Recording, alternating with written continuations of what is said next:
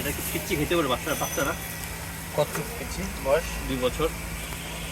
2-3 চামচ খাবে প্রথমে, তারপর একটু বলবে ঝাল লাগছে। তাহলে তো দরকার নেই।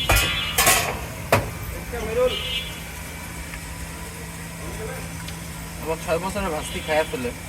ও ঝাল সমস্যা নেই কিন্তু। তাহলে খেতে পারবে। তাহলে আমার একটা পার্সেল দিয়ে না, 2টা এখানে দেন। ওকে ডান। ভাইয়া নাকি বার্গার নিয়ে যান পিচ্ছি লেখা? Burger almost best.